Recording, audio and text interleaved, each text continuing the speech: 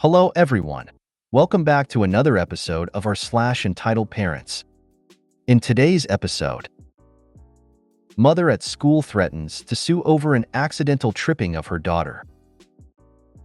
My own mother can't fake sympathy when she finds out a member of my family is terminal. Entitled Parents wants me to study different major after my diploma. Before we get started, make sure to subscribe so you will never miss a video. So let's get started. Mother at school threatens to sue over an accidental tripping of her daughter.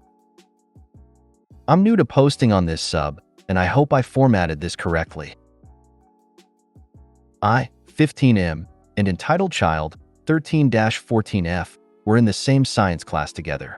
There are many ways to walk to the front of the class. Entitled child constantly walks as close as possible to me whenever they have to go up.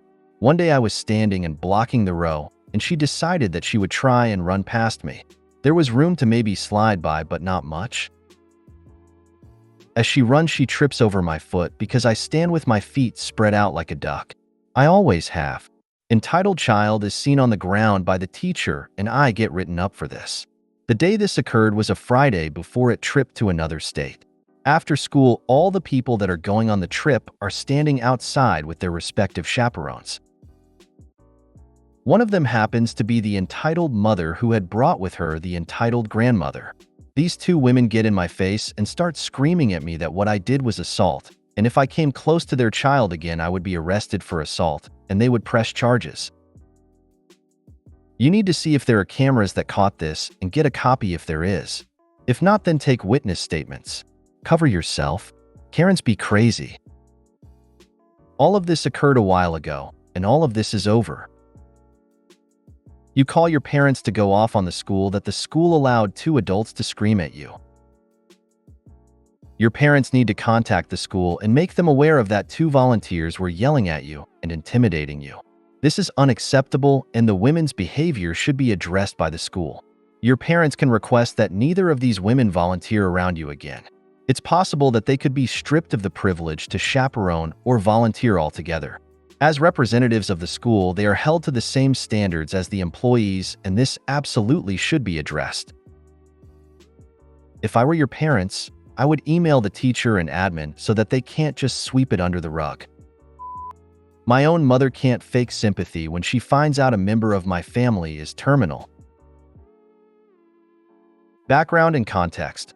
I have another post on my profile outlining several things my mother has done throughout my life, but for simplicity, I will post them here as well. My mother and I butted heads a lot when I was living with her, and continued to do so well after I moved out. In fact, it seemed to get worse once I moved out as she realized I was no longer under her thumb. Some of the near-daily threats/comments I would get were including but not limited to answering the phone by saying, "Well, I'm not dead yet. Not that you would know because you never bother to call me." Or other threats of self-deletion even if it had been less than 24 hours since we had last spoken.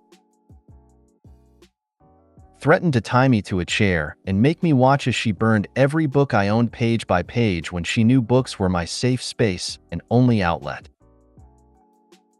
Threats of making me go to outings/family events naked if she didn't approve of a part of my outfit and I refused to change it. Was told weekly if I dyed my hair an unnatural color my head would be shaved, eyebrows included.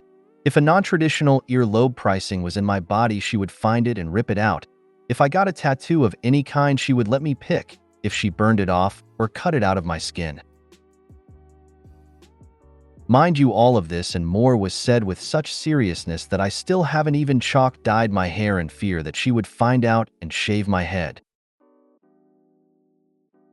One last point to note is that due to a series of events when my dear husband and I first started dating, she refused to allow him into her home or speak to him for 2 years, and only let up after our 3rd anniversary when it became clear he was sticking around. On to the story. Due to a series of events leading up to early November 2022, see previous post, I decided in late early to go no contact with her. I sent her a long email saying this was for my mental health, so we might have the possibility of a relationship in the future. I told her when she was ready to discuss things like adults, I would be more than happy to sit down with her and talk it out. She flipped out and did several manipulative and passive-aggressive things to try and force me to contact her, including sending me a passive-aggressive email on my birthday and showing up to my dad's work to cry and claim she has no idea as to why I won't talk to her. Side note: my parents have been divorced since I was 2, and she has spent the last 24 years kicking him under the bus as hard as she can, every chance she can get. In August of 2023, my mother's husband's, I refuse to call this man my stepfather, younger brother was admitted to the ICU and wasn't expected to make it. My younger brother, we share the same mom but different dads, was extremely close with his uncle and beside himself, so I dropped everything and ran to the hospital to help where I could. I ended up talking with my mother a few times as I felt obligated to comfort her as well, and I felt saddened as this family member had been one of the only ones from that part of the family who didn't ignore my existence and actually got to know me. Over the next 48 hours, he unfortunately passed, and I ended up spending a few days going over to my mother's to support the family and to the funeral. During this time, my mother asked if we could talk and try to work things out. We ended up meeting up at a local Timmy's for coffee, and a lot of things were said from my end about how I had felt over the years. From her end, it was a lot of, "Well, I don't remember it that way," or, "Well, I'm sorry you got upset by that." I knew that was the closest I was going to get to an apology from her, so I took it, wanting to give her one more chance. I agreed to meet up for tea once a month, and only to approach surface-level things until we were both ready for deeper conversations. For the first month, this went well, and then things started popping up that she wanted me to attend, and before I knew it, I was seeing her several times a week. All of this came to a head this month. I was over AA friends on a Sunday playing D&D when I got a text from my husband asking if I could come right home after the game as he needed me. I rushed home right after to find out that my husband's best friend has terminal cancer. This friend is like a brother to my husband and is closer to him than his own sibling is. His friend, we'll call him M, was the one to ensure my husband didn't starve in the years following up to when we met, and even helped him get back to our province where he met me. I consider M one of the reasons why my husband and I ended up together. Needless to say, I texted my mother that night as I was supposed to get tea with her the next day, and my husband needed me more. I made it clear that a close family member was very sick and we were trying to process it. I was not flaking on her. I got back a single letter text, K. A week later, I received a phone call from her, and the following conversation ensued. M is gelijk aan mother op is gelijk aan me. S equals mother's husband. M, S and I are pulling our wills together. What do you want? OP, what? M, what do you want left to you in my will? OP, oh, well, I want Nana's china cabinet. M, well, that goes without saying. She left it to you 10 years ago when she died. OP, it does? Because I have been asking you for it for the last 10 years, and you said I could only get it when you decide I am mature enough to have it. M, oh, well, what else? OP, mideka. Proceeds to list off 2 other small items. A necklace I gave her when I was a kid and a set of wine glasses she got as a wedding gift when she married my father, which she then proceeded to tell me at least one of them was smashed. Oh, and Nana. M, what? OP, I would like the small amount of Nana's ashes you have in your china cabinet. M, oh, well, you will have to work that out with younger brother. Long pause. So how is husband doing? OP, not good. He is beside himself. We don't have a lot of information yet, but it's bad. Terminal. Right now, we are just waiting to see how long he has left. M, disinterested. MMMHMMM. Well, if you think of anything else for the will, let me know within the week. After that, I quickly said goodbye and hung up. She didn't even realize for the next 9 days that I had stopped reaching out entirely, at which point she started calling and texting me several times a day, all going unanswered and unread. Every time I see her pop up on my phone, my stomach twists in anger and sadness, realizing she couldn't be bothered to fake sympathy when she knew a member of my family was dying. After 19 years of demanding I treat her husband like family from the moment he came into my life, she couldn't even phone it in for my sake, and my husband and I have been together for 6.5 years now. So whipped for ghosting her and just pretending I don't have a mother? I feel like I shouldn't give her any other chances, but the guilt is making me question my decision. For your mental health, I would say that would be the best option. She sounds like she's a nightmare from what you described she used to do for threats. Or if she really did try to do those horrible things, the best thing you can do for yourself is just make peace. Have a good cry for a few days, and just ghost her for your own mental health. I would also say, which may sound negative, but it would be factual, don't count on getting anything in any of her or her husband's wills. You asked her about 10 years with the China cabinet, and she still kept pulling the "you're not mature enough yet." So I don't think she ever intends to give it to you, even after death. But I do wish you good luck. And all I can just say is, if you have a way to get therapy, try to talk to somebody, or if not, just know yes, it will be hard, but your mental health and safety comes first. Oh honey, I am so sorry for what you're going through. Give your husband all the love and support he needs, and kick your mom to the curb.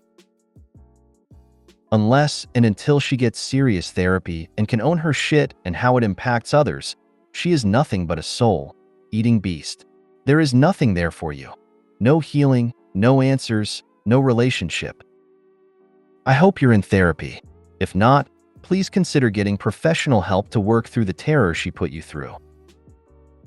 This internet grandma is sending you and Hubs love and hugs. When you're ready, please update us and let us know how you're doing. It seems that you have given her more than enough chances. I understand she is your mother, but what role does she actually play in your life other than being what appears to be a nagging troll?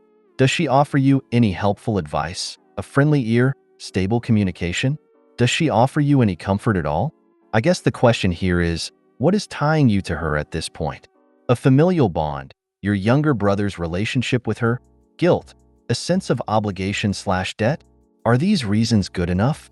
She may be your mother, but she seems like a very self-centered, controlling person. In the end, you have to weigh the pros and the cons for having a relationship with her and prioritize your own needs for a change. If in the end you feel like letting her go will do more harm than good, then do what needs to happen to ensure that you protect yourself in the relationship. I understand that can be difficult with family, but your mental health is important too. Do what is best for you and find healthy ways to deal with the guilt you may feel because of it. Sounds like you never had a mother, unfortunately. I am so sorry you have all this pain on your shoulders. Ghost your egg donor. Your mental health is vastly more important than her. Entitled Parents wants me to study different major after my diploma. So I am 23, was talking about college and test and how much I have left to graduated college. Then my dad told me, after you get your diploma, I want you to study IT. And my mom was like, yeah, it will be great for you. I was like, no thanks, I will be finding a job in my major, chef. My mom was like, oh thanks, in an upset tone. They have been trying to make study other things than my major because they don't like it or think it has no future. Respond, why don't you study it if you like it that much? I'm studying to be chef. They've been in a war with me about my choice. They are ridiculous. Well, I also recommend taking some degree/course that will allow you to manage an establishment or work more areas in food industry. Being a chef is very hard on body, so having a place where you can stay out of fire but still deal with food is important.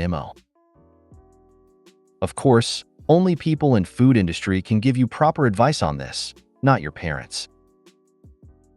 Opt study to be the chef, then take some businesses or hospitality courses later. If you really want to make something of yourself, you will need more than just a culinary degree. Only the best of the best chefs make more than just an average living. Like people are saying, get a business degree, that way you can actually be more employable at a higher level to people right off the bat. Otherwise, you will be stuck in an average income, at best, your entire life. If you made it to the end of the video, thanks for watching. Don't forget to like, subscribe, and share, and we will see you in the next video.